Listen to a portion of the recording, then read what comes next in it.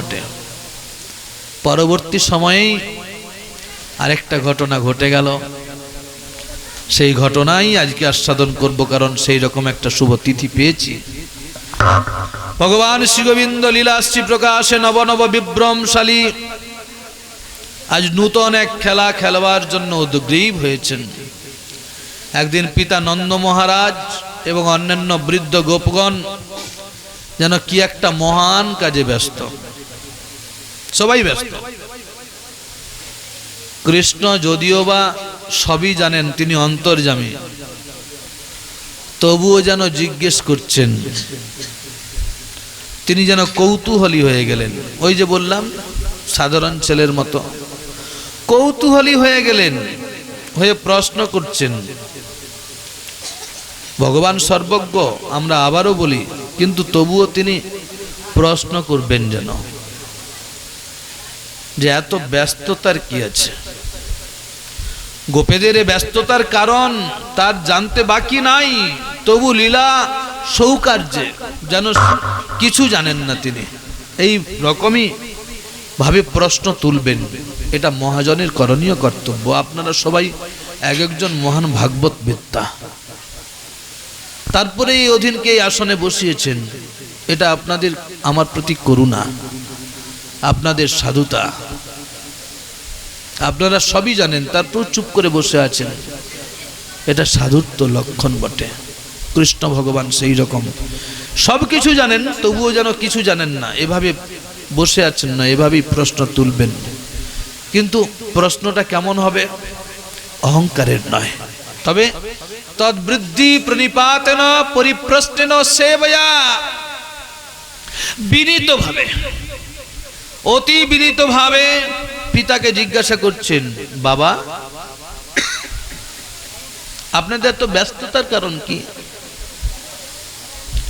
কি উদ্দেশ্যে এই যজ্ঞের আয়োজন? এর ফলই বা কি? এ বিষয়ে আমার বড় জানবার ইচ্ছা, আপনি দয়া করে বলুন। জয় রাধে। জানতে হয়। কৃষ্ণ তো তখনও বালক, তাই তার বারবার প্রশ্ন করা, বারবার জিজ্ঞেস করছেন।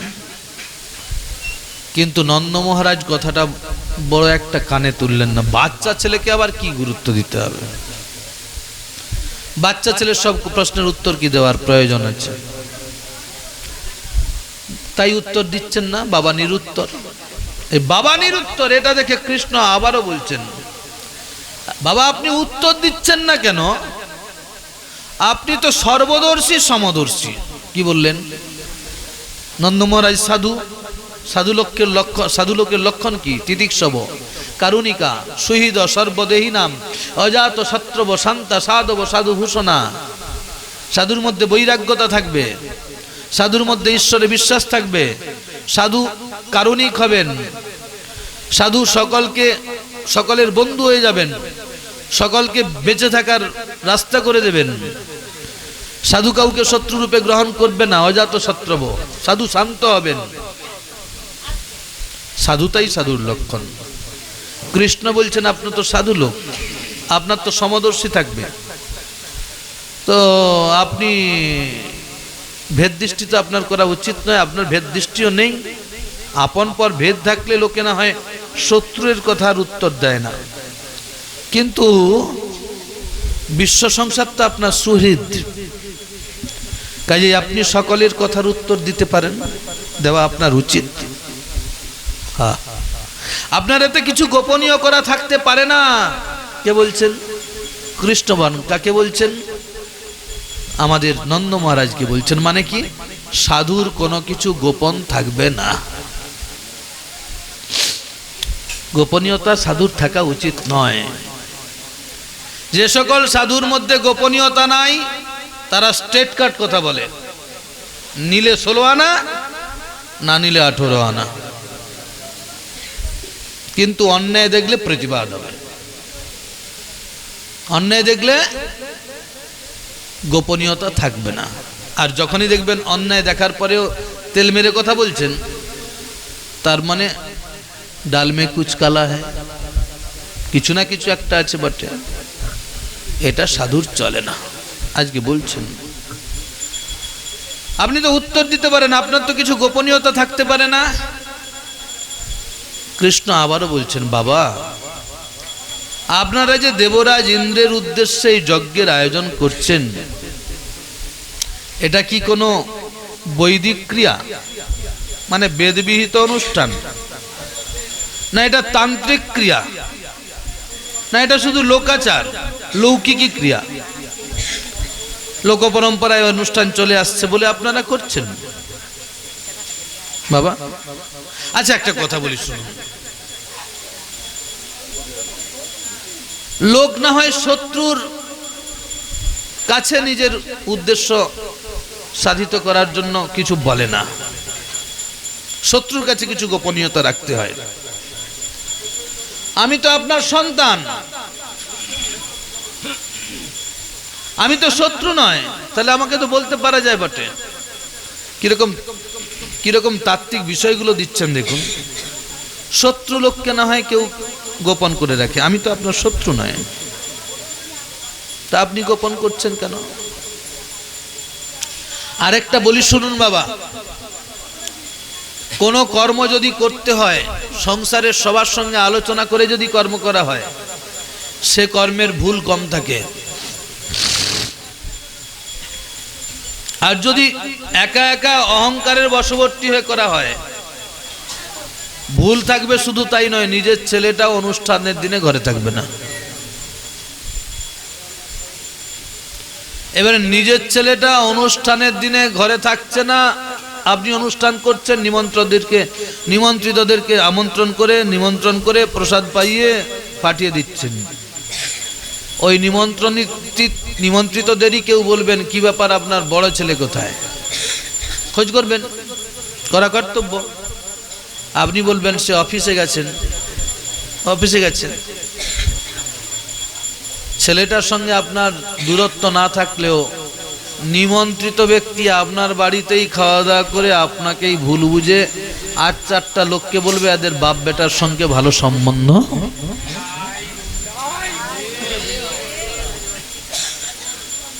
খামতিকার বাবার না ছেলের,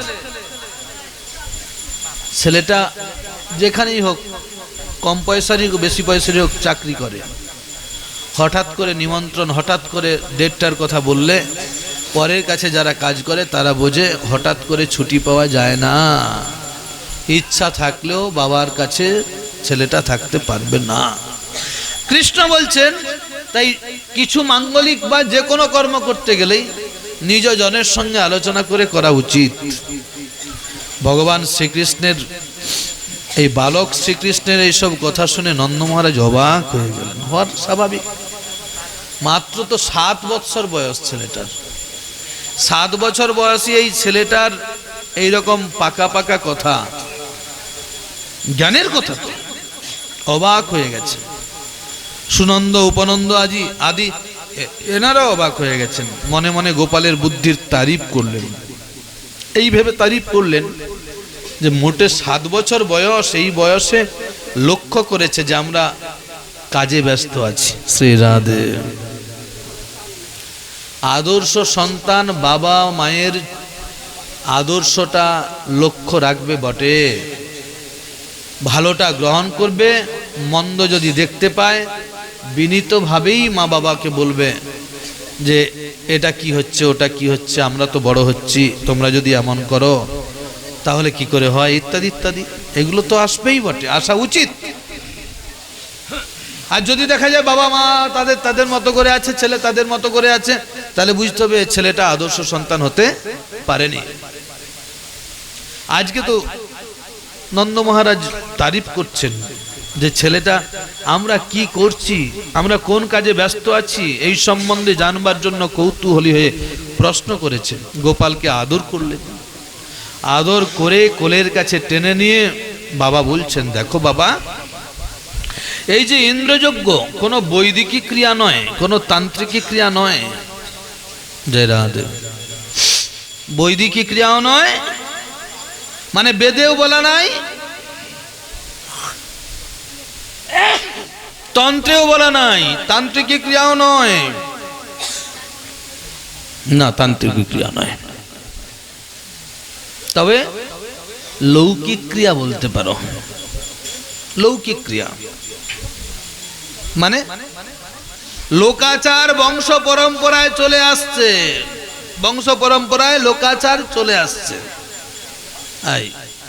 লৌকিক ক্রিয়া। আমাদের পূর্বপুরুষগণ এইসব এই যজ্ঞ করে গেছেন, ইন্দ্রযজ্ঞ করে গেছেন, আমরা তাই করছি। না হলে শাস্ত্রীয় কোনো যে বৈদিকী মত আছে এমন নয়। আমরা যে করছি শুধু তাই নয়, তোমাদেরকেও তো করতে হবে, তোমরা আমাদের ভবিষ্যৎ। সঙ্গে সঙ্গে নন্দ মহারাজ দেখুন কিরকম কথা বলছেন, তোমাদেরকেও করতে হবে, কারণ তোমরা আমাদের ভবিষ্যৎ। সত্যিই তো। বাবা মা হরিভজন করে, বাবা অন্যভাবে নেবেন না, আমি খুব কষ্ট পাই বা ভয় পেয়ে যাই, কে আমার কোন কথায় কিভাবে নিয়ে নেবেন। আমি আমারটাই বলি না, আমি হরিভজন করছি, করতে জানি না, তবু সাধু গুরু বৈষ্ণবের সঙ্গে তো আছি। মালাসিকা তিলক হরিনামটা সদ্বেষ্টা তো করছি, ভগবানকে ভালো পারি মন্দ পারি তো একটু চরণে তুলসী দিচ্ছি। আমার ছেলেটা আমার মেয়েটা যদি যীশু খ্রিস্টের ভজন করে, ইসলাম ধর্ম গ্রহণ করে, অন্যদিকে চলে যায়, তাহলে সেটা আমারই অবমাননা, আমাকে সরাসরি অপমান করা। কেন করছেন? বারে বারে যুগে যুগে সময়ের পরিবর্তনের সঙ্গে সঙ্গে সনাতন ধর্মের প্রতি আঘাত আসছে কেন? সনাতন ধর্মের প্রতি কেন আঘাত? এত মাইক বাজে,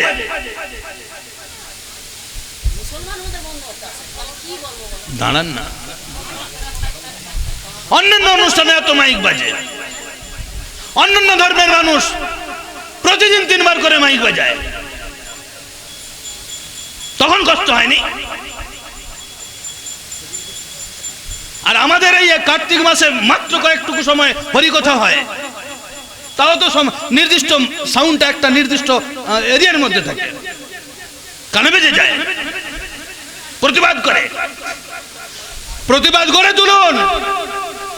সনাতনী সবাই এখন, হিন্দু সবাই এখন হবেন কি করে বলুন? হবেন কি করে? আপনার আমার বাড়ির ছেলেগুলোই তো খ্রিস্টান ধর্ম গ্রহণ করতেছে, গাঁটের ব্যথা কোমরের ব্যথা সারানোর জন্য। এরা তো হিন্দুত্বকে জানে না, এরা তো গীতা পড়ে না, এরা তো ভাগবতের কথা শোনে না, এরা তো সাধুকে মানে না। অন্য ধর্মের আমি কারুর সমালোচনা করছি না, তাদেরকে আঘাত করছি না। আমার বাড়ির ছেলেগুলোকে গুছিয়ে রাখার দায়িত্ব আমাদের সকলের। আমাদের বাড়ির মেয়েগুলো কেন যায় অন্য ধর্ম গ্রহণ করতে, খ্রিস্টান ধর্ম গ্রহণ করতে? নিজেদের বাড়ির মেয়েদেরকে নিয়ন্ত্রণ করুন। আর এখনো যদি সেই মদ খেয়ে ঘুরে বেড়ান, বউয়ের পয়সায় মদ খেতে যান, লক্ষ্মীর ভান্ডারের টাকা নিয়ে ফুর্তি করতে যান, তাহলে আপনার বাড়ির মেয়েটাই আগে অন্য ধর্ম গ্রহণ করবে। কারণ সেখানে যদি পয়সা পাওয়া যায়, সেখানে যদি মাদার হওয়া যায়, সিস্টার হওয়া যায়, এটা হওয়া যায়, সেটা হওয়া যায়, যাবে। সচেতন হন, হিন্দু সচেতন হন, সনাতনী ধারা সচেতন হন। তা বলে ভাববেন না যে আমি কোনো একটা রাজনৈতিক কালারকে ফলো করছি, এমন ভাবার কিছু প্রয়োজন নেই। আমরা নিরপেক্ষ হব, আমাদেরকে নিরপেক্ষতা অর্জন করতে হবে। আমাদেরকে ভগবত ভক্তির প্রচারে বসেছি, অতএব ভগবান কৃষ্ণই আমাদের ত্রাতা পরিত্রাণ কর্তা, এইটা শাস্ত্রের যুক্তি দ্বারা বুঝিয়ে আমাদেরকে একবদ্ধ হতে হবে, ঐক্যবদ্ধ হতে হবে। তা না হলে আগামী 5 বছর 7 বছর 10 বছর পরে আর হরিকথা বলার সুযোগ হবে না। বিপরীত পক্ষের লোক সবসময় সনাতনকে, হিন্দুকে চাপার জন্য ব্যস্ত হয়ে আছে। অতএব আমাদের সংসারটা আমরা আগে গুছাই, আমরা একত্রিত হই। আমাদেরকে এই পাকা মাথারা থাকুক, কাঁচা মাথাদের প্রয়োজন, যুবক গোষ্ঠীকে প্রয়োজন, আমার ভাতৃবর্গ, আমার বন্ধুবর্গকে প্রয়োজন। ভাগবত আসরে প্রতিবাদ করবেন। কতটুকু সাউন্ড এমন হচ্ছে বটে, হরিনাম হচ্ছে, তার জন্য প্রতিবাদ। প্রতিবাদের পাল্টা প্রতিবাদ তৈরি করুন, প্রতিবাদের কাউন্টার করুন। তা না হলে আজকে মাইক বাজানোর প্রতিবাদ হয়েছে, আগামীকাল হরি ভজনের প্রতিবাদ হবে। মহাপ্রভু জাগরণ করেছেন, মহাপ্রভু নবজাগরণ করিয়েছেন কলির প্রথম সন্ধ্যায়। হ্যাঁ, চাঁদ কাজীকে দলনের মধ্য দিয়ে মহামিছিল করেছেন, সেই দিন সামাজিক চেতনা আনিয়েছেন। শুধু পাঠ করব, পয়সা নেবো, মোটরসাইকেল করে ছুটে বেরিয়ে চলে যাব, এই দায়িত্ব আমরা যেন না নিই। কি গর্বের সঙ্গে বলছি, এখন তো আমার 2টা করে পাঠ, আমার ছেলে মেয়েরাও পাঠ করছে, তাদেরও খালি নাই। কি করছো ভাই? সনাতনীকে জাগিয়ে রাখার জন্য কি করছো তুমি? গর্জে উঠেছো কোথাও? কোথাও বলেছো সনাতনী জেগে ওঠো? লীলাগুলোকে বই প্রকাশ করে তেল মাখিয়ে কথা বলে পকেট ভর্তি করে নিয়ে বাড়ি চলে যাচ্ছ। তুমি শয়তান। সনাতন ধর্মের থেকে তুমি শয়তান, সনাতনের বিরুদ্ধে আচরণ করছো। অন্যের প্রতিবাদ করো, অন্যের জন্য গর্জে ওঠো। হ্যাঁ, গর্জে ওঠো, উঠা উচিত। তা না হলে হরিভজন আর হবে না মা। হরিনাম করতে পারবেন না, মুখে হরিনাম আনলেই মুশকিল হবে বটে আর কিছুদিন বাদে। অতএব সচেতন হয়ে যাই আমরা। আজকে দেখুন বলছেন আমরা নিজেরাও ভজন করব, সন্তানদেরকেও ভজন করাবো। লেয়ার তৈরি করুন, লেয়ার তৈরি করুন, লেয়ার তৈরি করুন। লেয়ার তৈরি করলে জলের অভাব হবে না বাবা। লেয়ার তৈরি করলে জলের অভাব হয় না? তাহলে আমার পিতৃবর্গ, আমার পূর্বপুরুষবর্গ ভক্তি করে গেছে, আমি ভক্তি করছি, আমার পরের অন্তত 2টো স্তর আমাকে তৈরি করে দিয়ে যেতে হবে। কষ্ট হচ্ছে নাকি? দেখুন, আমি এরকমই কথা বলি গোড়া উপর। মৃত্যু তো একদিন হবেই। আত্মবিনশ্বর, এর সৃষ্টি নেই, বিনাশ নেই। আবার আসিব ফিরে এই ধানসিঁড়িটির তীরে, এই বাংলায়। সেদিন আরো 100 পরিমাণ জোরে গর্জে উঠবো বটে। হ্যাঁ, ঈশ্বর চেতনার বিকাশ ঘটাতে হবে। যার ধর্ম যার, সেখানে তার থাকুক। আমার ধর্মকে নিয়ে সচেতন থাকবো, আমার ধর্মকে নিয়ে গর্ব করব। আমি হিন্দু, আমি সনাতনী। জোর জোর করে বলবো হরে কৃষ্ণ, হরে কৃষ্ণ, কৃষ্ণ কৃষ্ণ, হরে হরে, হরে রাম, হরে রাম, রাম রাম, হরে হরে, উদাত্ত কণ্ঠে ঘোষিত হোক। প্রত্যেকটা রন্ধ্রে রন্ধ্রে যেন ঢুকে যায়, অলিতে গলিতে যেন ঢুকে যায়, আকাশ বাতাস যেন কেঁপে যায় হরিনামের মধ্য দিয়ে। তার জন্য আমরাও আছি, আপনারাও সহযোগিতা করুন। একটা হিন্দু নিগ্রহ হলে সব হিন্দু একত্রিত হন। আমরা বাঘের বাচ্চা, আমরা ইঁদুরের বাচ্চা নয়, আমরা বিড়ালের বাচ্চা নয়। পশুদের মধ্যে ইউনিটি আছে, আছে কিনা বাবা? পশুদের মধ্যে ইউনিটি আছে। বললে হয়তো একটু বেশি বলা হয়ে যাবে, অপরাধ কেউ নেবেন না। আমাদের হিন্দু সনাতনীর মধ্যে কিন্তু একতা নাই। একজনকে আঘাত করলে আমরা ভয়ে গুছিয়ে নিজেরটা গুছানোর চেষ্টা করি, তার ফলে একজনই নিগ্রহ হয় না। অন্যান্য ধর্মের মানুষ কোথাও একজন যদি নিগ্রহ হয়, সবাই একত্রিত হয়ে যায়নি? কবে হবে, কবে জাগরণ হবে? জেগে উঠুন। আজকে কৃষ্ণ ভগবানের পিতা নন্দ মহারাজ বলছেন তোমরাও ভবিষ্যতে এই যজ্ঞ করবে, ভবিষ্যতে তোমাদেরই করতে হবে, তোমরাই তো আমাদের ভবিষ্যৎ। তাই এখন থেকে এসব বুঝে সুঝে নেওয়া ভালো বটে। দেখলেন? তার মানে কি, ব্রতটা করছেন, আপনার ছেলেমেয়েরা এখনো ব্রত করেনি, কিন্তু তাদেরকে হরিকথা শুনতে নিয়ে আসুন।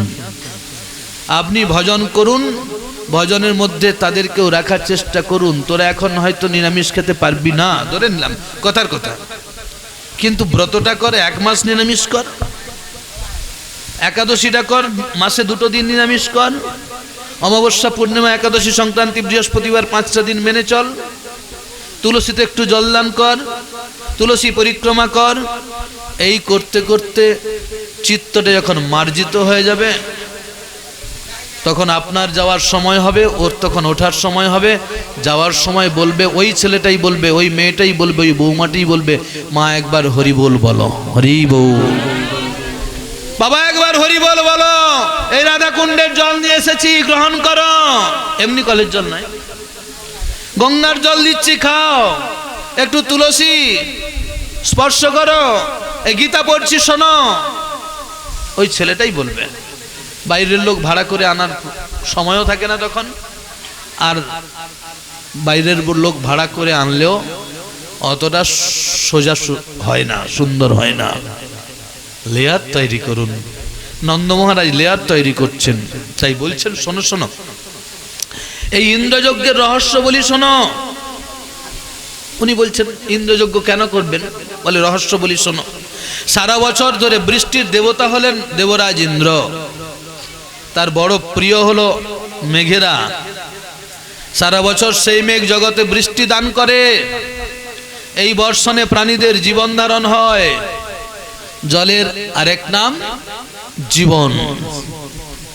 দেবরাজ ইন্দ্রের কাছ থেকে আমরা সেটা পেয়ে থাকি।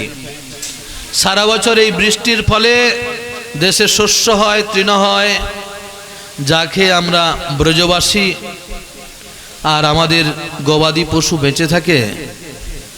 তাই দেবরাজ ইন্দ্রের প্রতি কৃতজ্ঞতার চিহ্ন স্বরূপ বছরে এই একটা দিন আমরা তার উদ্দেশ্যে যজ্ঞের আয়োজন করি। বৃষ্টি না হলে শস্য জন্মাবে না। বৃষ্টির দেবতা ইন্দ্রের পূজা আমাদের একান্ত করা কর্তব্য, কর্তব্য জ্ঞানে করি। পিতার কথা কিন্তু শুনলেন, মনে মনে শুনলেন, শুধু তাই নয়, তিনি মনে মনে ভাবছেন আমি বিশ্ব ব্রহ্মাণ্ডের উপাস্য, সেই আমি ব্রজবাসীকে উপাসনা আমি করি। ব্রজবাসী আমারও উপাস্য, ব্রজবাসীগণ আমারও উপাস্য। ইন্দ্র সেই ব্রজবাসীর পূজা নিচ্ছেন, তাতে তো অপরাধ হচ্ছে। জয় রাধে। কৃষ্ণ ভগবান কিরকম যুক্তি দিয়ে বোঝাচ্ছেন দেখুন। বলছেন আমি বিশ্ব ব্রহ্মাণ্ডের উপাস্য। জয় রাধে শ্যাম। আমি বিশ্ব ব্রহ্মাণ্ডের উপাস্য, কথাটা বুঝতে হবে। কি মা, কে বলছে? এইগুলোতে কি হয় বলুন দেখি?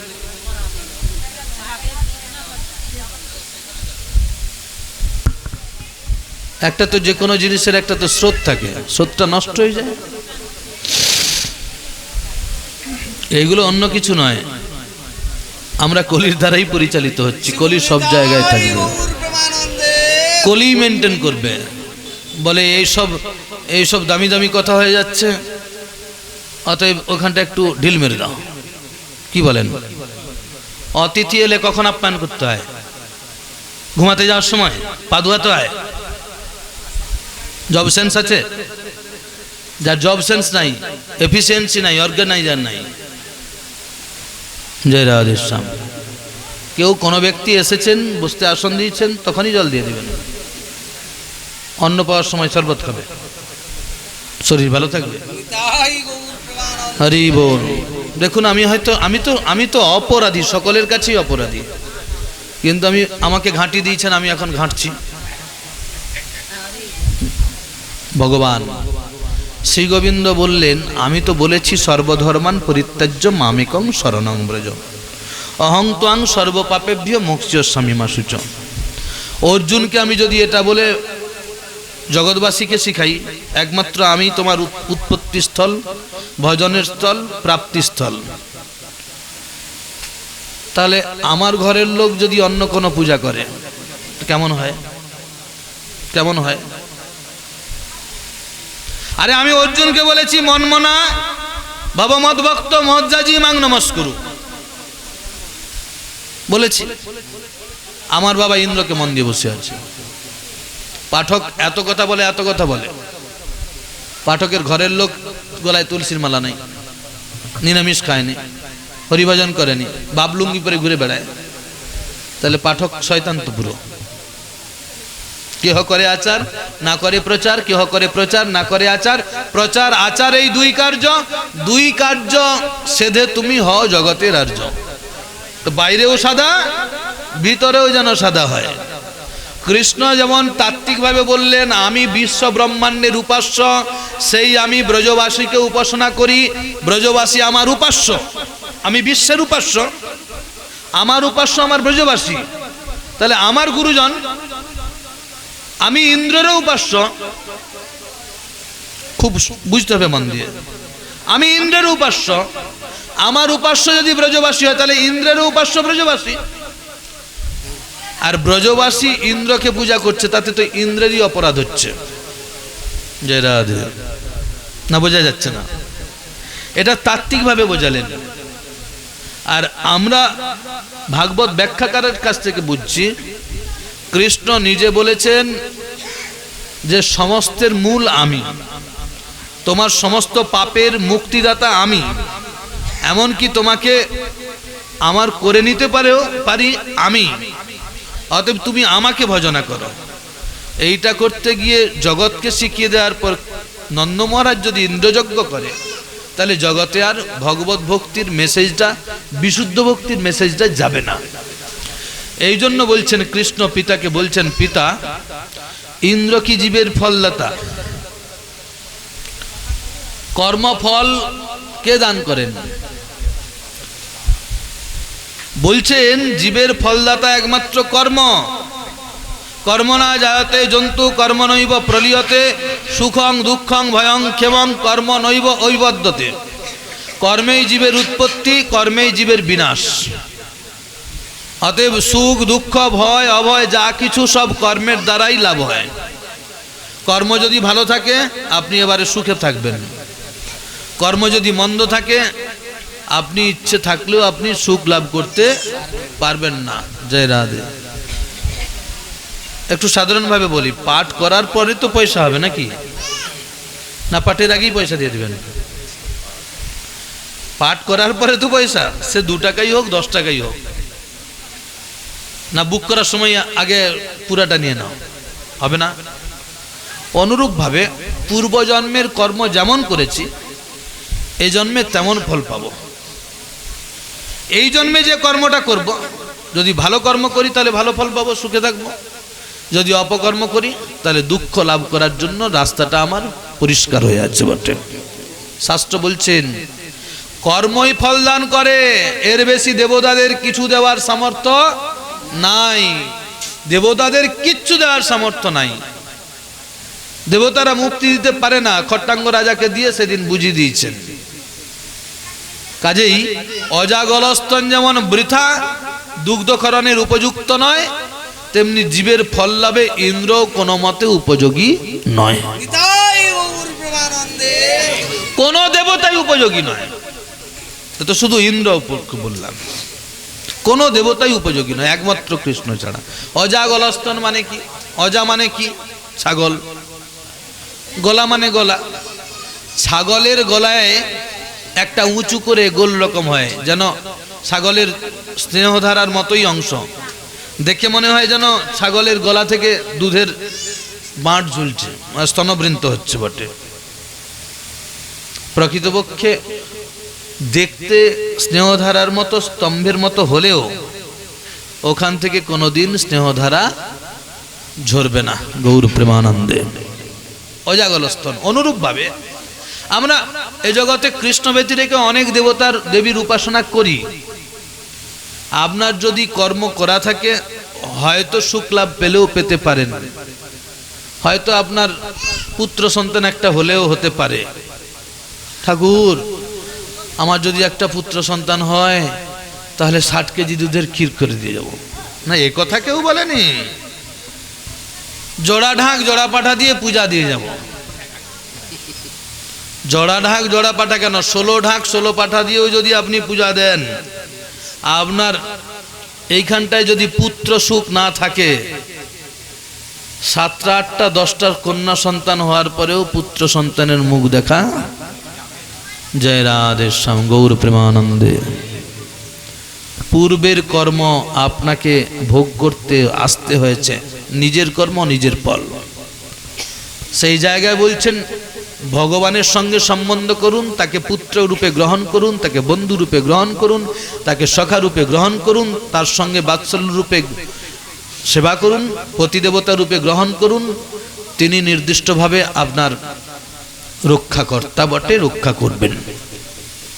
আরে কি যে বলেন আপনারা, আপনারা কৃষ্ণ ভজন করেন বলে এরকম বলছেন। কৃষ্ণ কোনোদিন ভগবান কোনোদিন ভক্তের সন্তান হয়েছেন, শেষে রক্ষা করবেন?